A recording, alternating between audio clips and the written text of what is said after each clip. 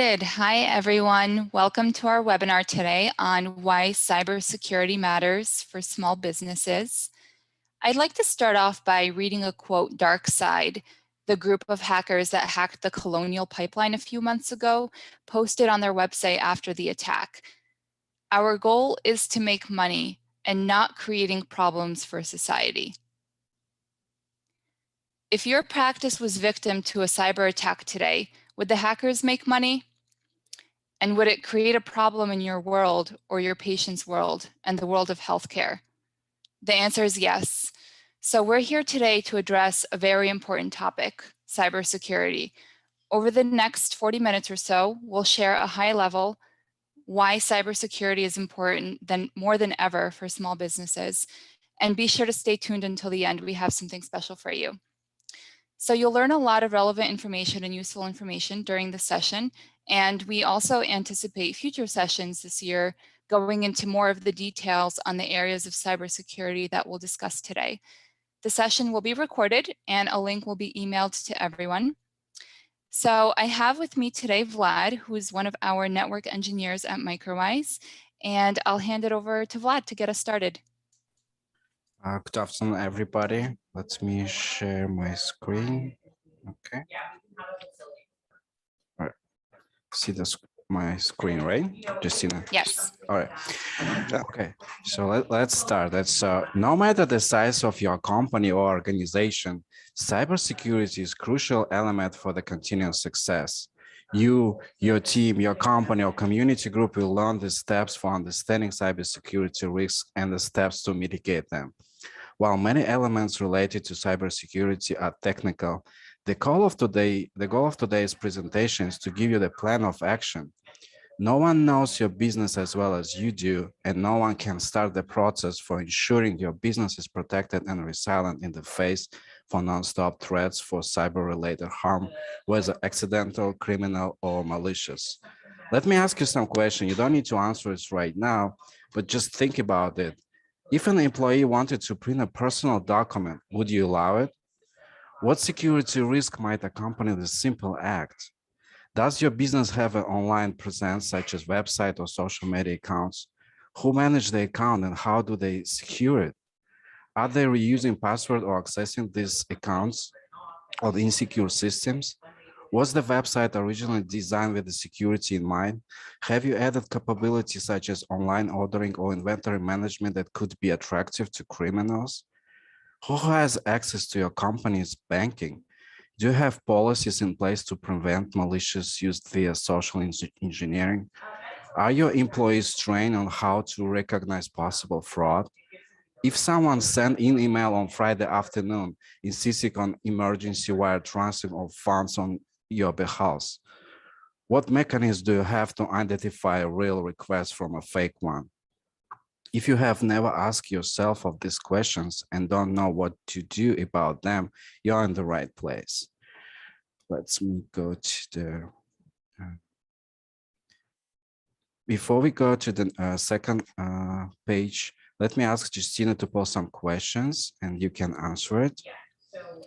So we have a few poll questions throughout the session today. And the first one is, do you reuse passwords for accessing accounts?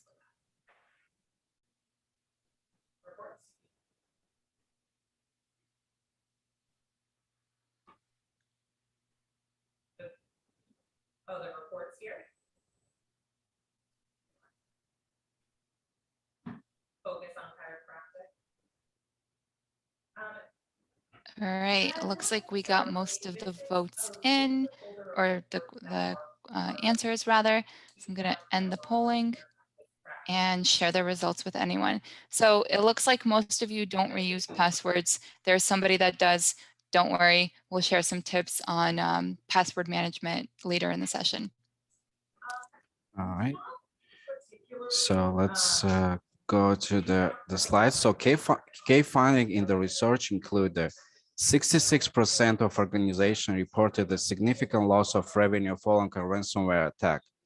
53% of organizations indicated that their brand and reputation were damaged as a result of successful attack. 29% reported being forced to lay off employees due to financial pressures following a ransomware attack. And 26% of organizations reported their ransomware attack forced the business to close down the operation for some period of time. All right, let's go to the next slide. All right, here you will see the organization reporting revenue loss by industry vertical, and unfortunately, the healthcare it's had a 64 percentage got the ransomware, and 560 healthcare provider fell victim to ransomware attack in 2020. Here, the 5 most significant cyber attack in 2020 based on breadth of system disruption and volume organization affected. The first one is the UVM Health Network shut down its IT system affected unidentified in October 28 cyber attack. The health system hasn't released detail about the attack, which infected 5,000 network computer. The system outage lasted for more than 40 days, and the health system resigned for 300 workers who were unable to do their jobs as a result of computer outage. The second one is Rock ransomware hit 6 hospitals in the US over the 24 hours period beginning October 26. The federal government reported a heated advisory on October 28, noting that list of 400 targeted hospitals has circulated among Russian hackers. In response to the attack, the unaffected health system across the US took preventative measures, including the preemptive email shutdowns and tightening security network to protect against future attack. The third one in the King of Prussia, PA-based Universal Health Service experienced a massive IT network outage beginning September 27. The health system disconnected its IT system after identifying a malware attack. The outage lasted of 8 days. UHS has hundreds of healthcare facilities across the US that reverted to downtown protocol and paper records during the outage. The first one is Nebraska Medicine in Omaha reported a computer network outage in September 20 because of security incident. The health system reverted a paper record during the outage, which lasted several days.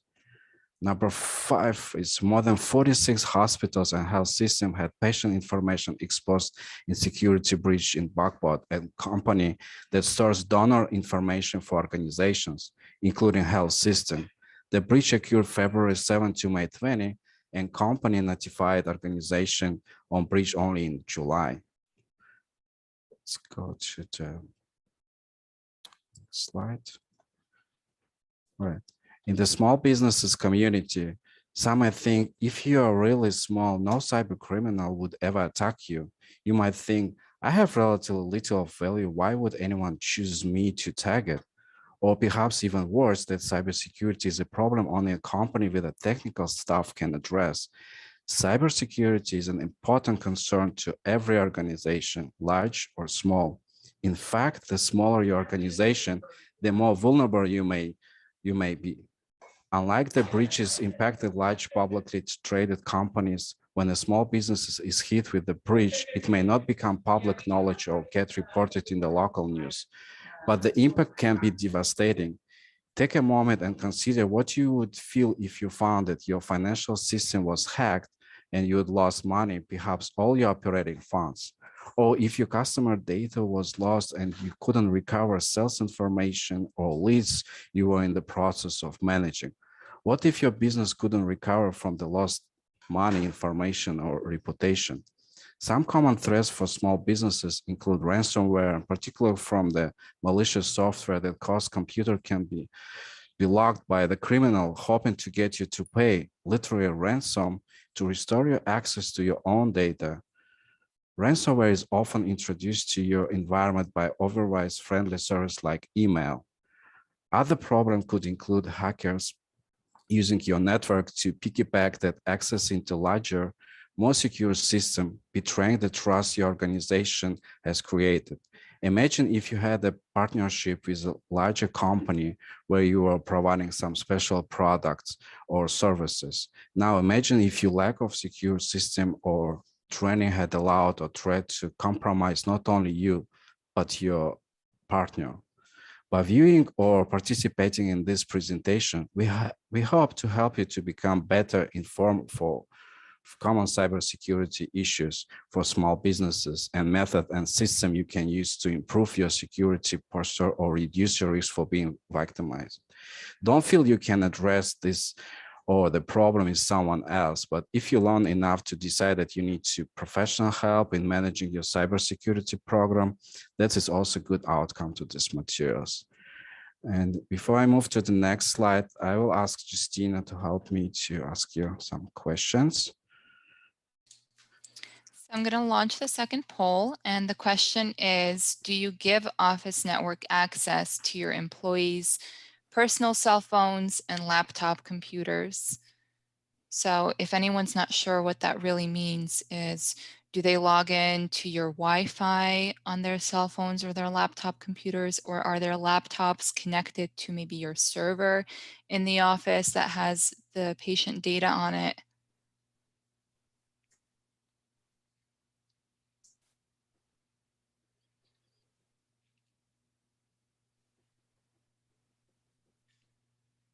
All right, I'll just give it 10 more seconds.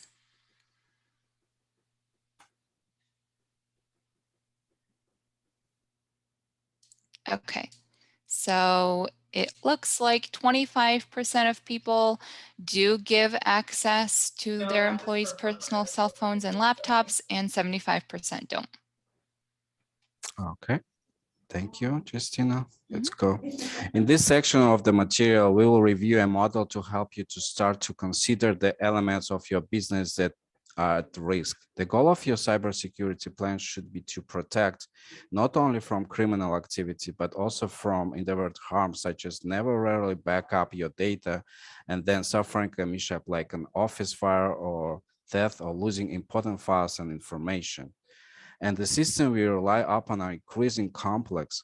Consider your home computing environment. Each member of your family may have a computer, a tablet, or phone. You may use it in cloud storage and backup system. Your digital camera's memory has the images of your family, vacation, or major life events. At work, your information is more financially critical, but just as complicated, if not more so. Customer, patient, and employee information included the personal identifiable information, sales information and product design data, emails about future business plans.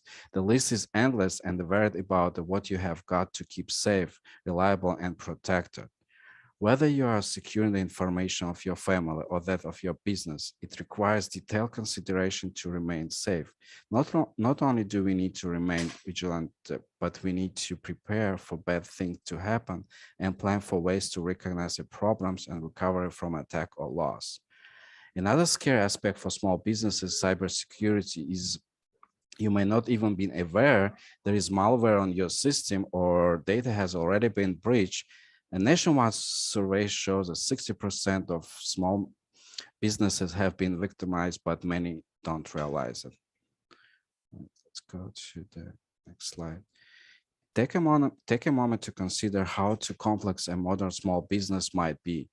Your grandparents or even your parents' generation could successfully manage a business with a little more than paper, possibly a computer and telephone connection. Today, the expectations of business, small or large, are far more complex. Just to get your business started, you created some form of technology present setting up emails, websites, and e-commerce.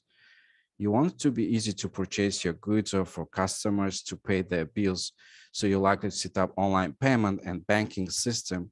You have integrated them with the customer data management system and give some of your employees access to them. As your business grows, so does the data you're managing, email records, employee information, customer data, sales system, inventories, history, tax information, licensing, and permits.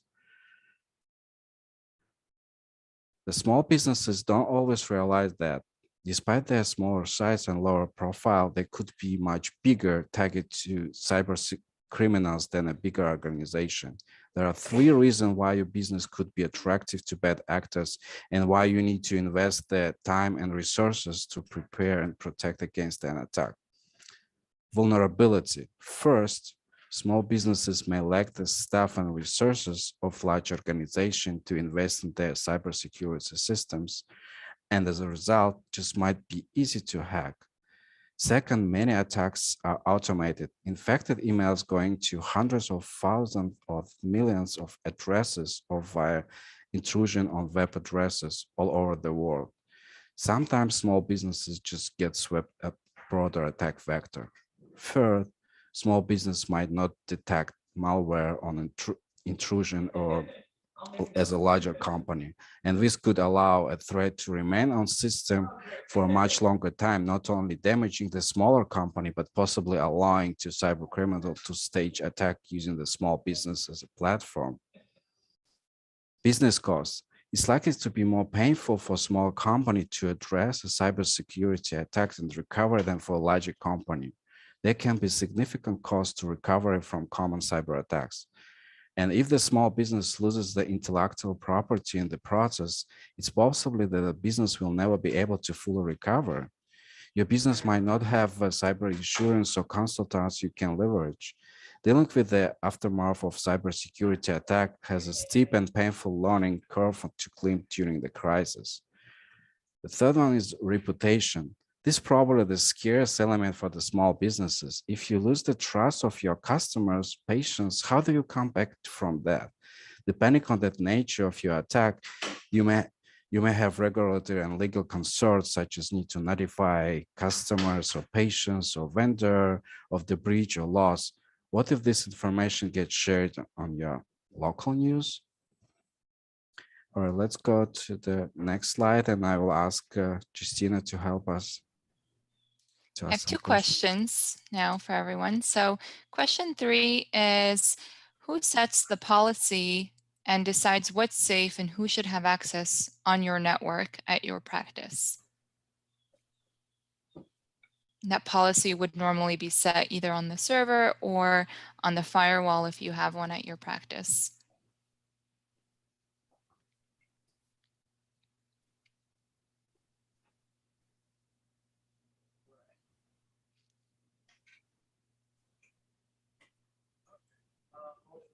Who sets the policy and decides what's safe and who should have access?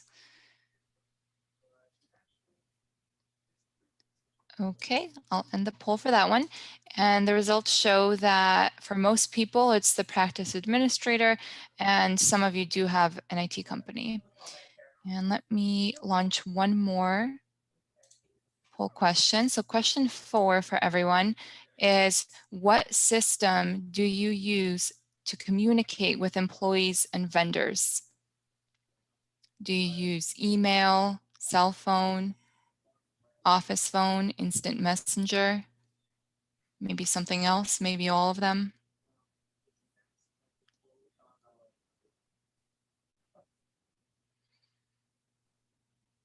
Yeah, looks like most people, primary mode of contact or communication is email. Some people use cell phone, and the minority use office phone. Okay, awesome. Back to you, Vlad. Thank you, Justina. Okay, in the previous section called Cybersecurity Basics, we talk about the big pictures of why cybersecurity is relevant to your work as a small business person. Understanding some of the most typical cybersecurity threats will also be useful as you consider the particular of your business and your information systems. In this section, we'll learn about the specific threat types you may encounter or hear about in the news. The first one is the phishing. When recipients clicking the link, however, they were taken to the page that installed and deployed malware. Ransomware. WannaCry was one of the most devastating ransomware attacks in history, affected several hundred of thousand machines and crippling banks, law enforcement agencies, and other infrastructures. Hacking. The hacker breached one of the big city bikes network, deleting the organization's entire database, disabling the public access to bicycles over the weekend. Imposter scam. Some scammer call and claim to be your tech support. They say they have detected viruses on other malware on your computer and will ask you to give them remote access to your computers. And then environmental events, fires and floods. Motivation of the attacker actually is the revenge of being fired, money, espionage, or desire for notoriety. Let's go to the next slide. In a phishing attack, you should image the word fish is spelling with the F, as in going fishing. There is bait used to trick you into jumping in the net or biting on their hook. An email pretending to be from your bank with instruction to share your login information, and offer from a prince to share untold millions in an unclaimed gold. There are common phishing attacks. Now imagine if the email addressed to the doctor, the name uses is correct as his title, perhaps they pretend to be from your company's bank and even use the name of your trusted law officer. The fake email is spear phishing attack, so known by the precise methodology used to get past your normal screening system and to increase the chance you'll be believed their instructions. Protect your organization by remaining aware of this attack and training staff and yourself on how to recognize common threats and of the phishing attack.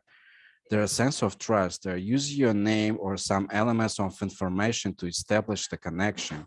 They use brands, logos, and links that looks correct, but are misleading or false. They have a sense of urgency compelling you to take action or something bad will occur. And some have actual people ready to respond if you make the mistake or requesting for the information from them. In general, ransomware is software that can encrypt or lock your data behind a secret key or password code. Without that code, your data and network are inaccessible, and you're literally frozen off your own files and information. Worse, the malware, malicious software, after will include the threats, often a short window of time by which you must pay them a ransom and you will get your information unlocked. Failure to meet their demands will cause them to lock or destroy your information. The decision whether or not to pay the ransom is very difficult. Sometimes there are tools available from security vendor that can undo the ransomware, but often there is no available remedy and many will decide to pay. On some occasions, the malware is so poorly crafted that the damage cannot be undone, even if you have paid. A study found that for the ones who paid, only about half found the tool given them by malware author worked, and the other half couldn't get their data back. Cyber criminals do not give money back guarantee for their work. All right, so let's move to the another slide, and I will ask Justina to help us other questions. Please. Okay, so our next question is, are your employees trained on how to recognize possible fraud?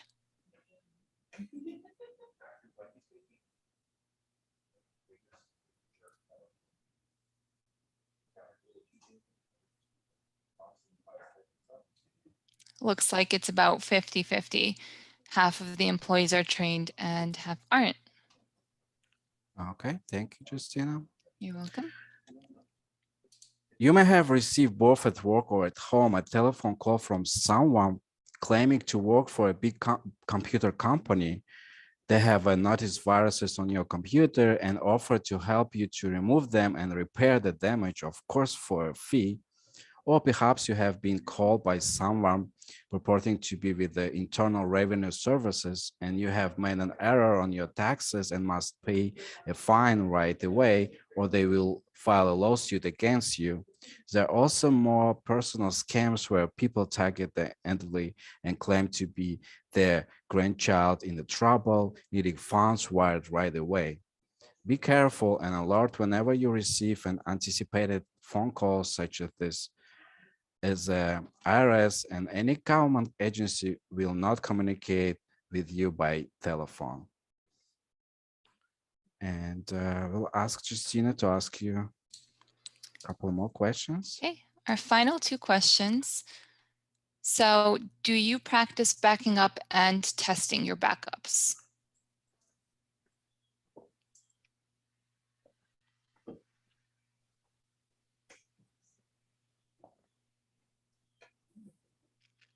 Any information that you think is crucial in order to run your organization? Definitely your software data and potentially any other files that you might have. Think about all the computers in your office. You might have files that are not on a shared folder because you have a front desk staff that's responsible for scanning lab results, um, or you have another staff member that's responsible for super bills. So you need to make sure that all that information is backed up. So 50% of people do back their data up and test their backups, and 50% of people aren't sure. And one more question. Are you utilizing cloud-based storage and services? So it can be something like Dropbox, which is everyone familiar with, Google Drive. Are you putting any files on there? Data, are you backing up any data on there? And is it HIPAA compliant? How do you know if it's HIPAA compliant?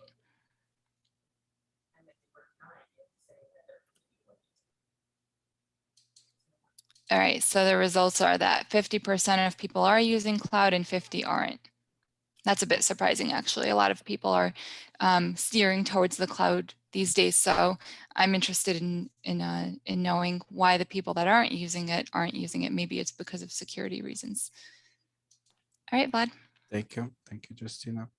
Okay, let's go. This very important slide, I think, is there are some sample protection activities, and I will spend a little bit more time on this slide.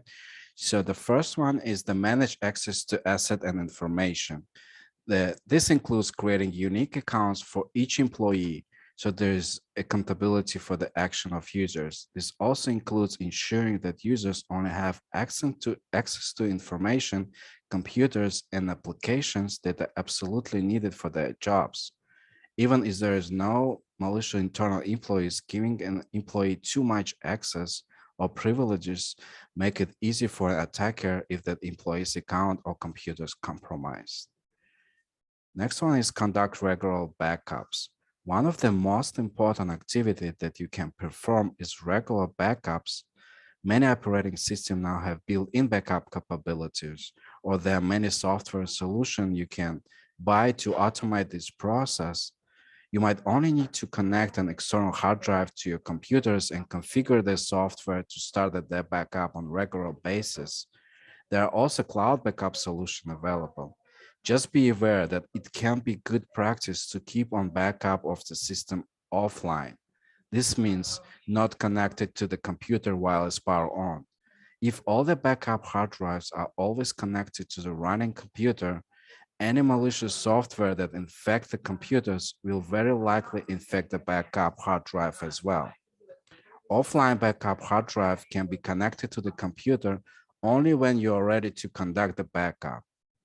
The computer could even be disconnected from the network while the backup completes. And after the external hard drive is removed, the computer could be reconnected to the network. Next one is protect sensitive data. Identify if your business stores or transmits sensitive data, such as personal information about the patients, personal health information, or financial information. If so, make sure that this data is protected by encryption, both while it's stored on computers as well as when it's transmitted to other parties. This is why it's important to understand the data flows within your business and to external parties. Next one is patch operating system and the applications. Vulnerability in software is one of the primary ways that adversaries compromise computer system and gain access to business network and information. Therefore, it's important to regularly update both your operating system and application that are installed on your computers and the devices. If possible, enable automatic updates. Otherwise, it might help to set periodic reminders to check for updates. It's also a good idea to uninstall and software or capabilities that are not necessary for business purposes. Create response and recovery plans. It's important to plan for situation in which critical business process may be disrupted. What will you do in those cases to ensure that the business keeps operating even if they reduce capacity? This plan includes business continuity and disaster recovery. Business continuity focus on keeping the business process operating, even if that's involved using a manual process or any other methods. For example, if a key business process is processing customer submissions for the web portal, other manual process that can be done in case the web portal is unavailable. Disaster recovery plans focus more on planning for disruption for business due to damage to facility or damage due to environmental events. It's important to plan these scenarios ahead of time to ensure that business survives. Protect your network. In addition to updating the software via the patches, there are important considerations for securing the business network. This includes installing the host-based firewalls and other host-based protections such as endpoint security products. This can block malicious traffic or suspect attacks. If your business utilizes wireless technology for communication, wireless access point can be secured to ensure that only authorized systems connect to the network and that communication between devices are encrypted and not able to be seen by others. It may also be helpful to consider web and email filters to block users from visiting malicious website or receiving emails from malicious actors. Train your employees. Employees need to understand the cybersecurity expectation for protecting their businesses. Employees should be presented with the company policies on cybersecurity and sign they understand the company policies and understand the related consequences for non-compliance. Training should be refreshed on regular basis. Okay, and on these slides, just want to show you top 5 solutions implemented after ransomware attacks. 41% was the set up some email scanning. 43% for data backup and recovery. 44% is for endpoint protections. 48% for security operation and center. And 48% is for the security awareness training. And here under these slides, I just want to give you the couple more tips for every day. Be careful of email attachment, web links, and voices called from unknown numbers. Don't click on link or open an attachment that you are not expecting. Use separate personal and business computer, mobile device, and accounts. Try to use multi-factor authentications where offered. Do not download software from unknown web page. Never give out your username and password. Consider using a password management application to store your password for you, such as LastPass or 1Password. So this is it for my side for today, and then I'll ask Amar, right, to present this slide. Yes, thank you so much, Vlad. Can you hear me? Yes. Thank you, everybody, for joining, and thank you for your presentation. For starters, basically what we're trying to do here today is we wanted to make sure that we're raising awareness to all our practices and all our customers joining. And basically, this is the reason or the why that we always talk about, and Vlad covered this quite well.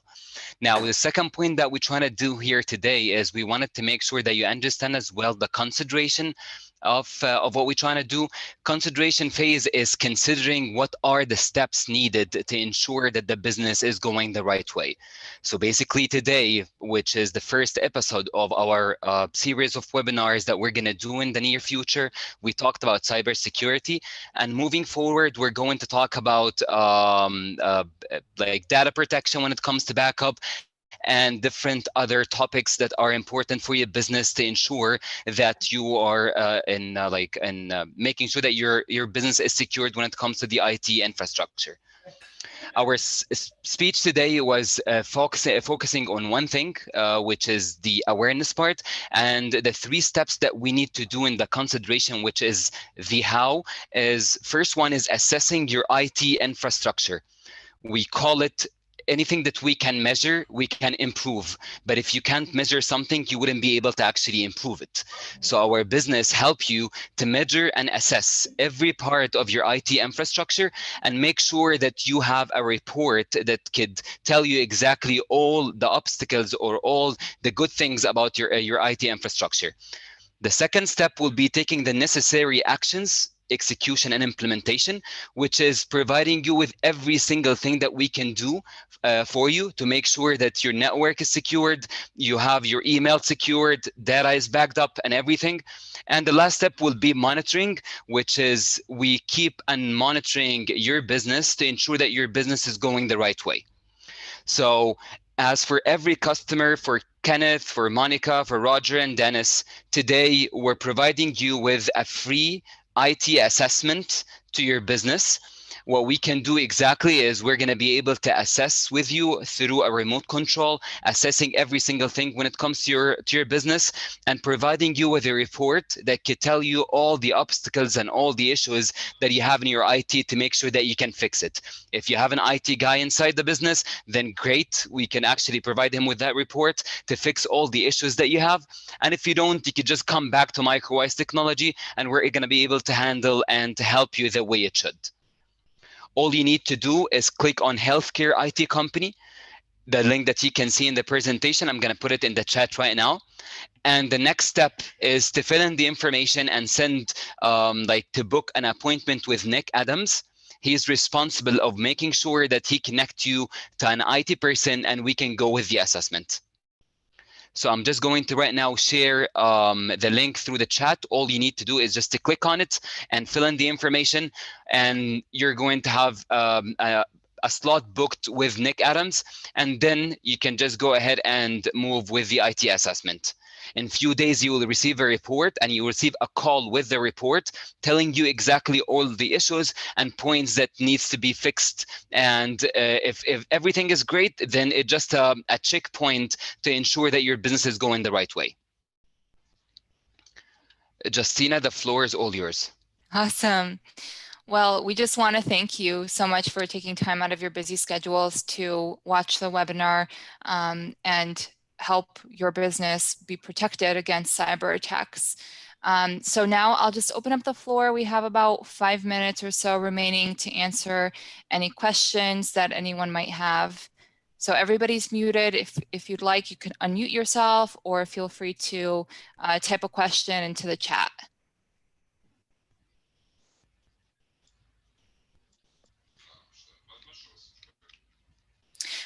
I'll ask a question. Vlad, what would you say is, if I wasn't doing anything at my practice right now, what would you say is the #1 thing that I should implement in order to begin my journey for cyber securing my practice? Right. So first of all, you need to identify what's the important on your network. Do you have any database? If you're using any medical software, we need to first to set up the backup of this medical software. Second, you need to think, do you have any firewall installed on your network? Probably you need to set up the firewall. The third thing, do you have any antiviruses installed on all your computers or not?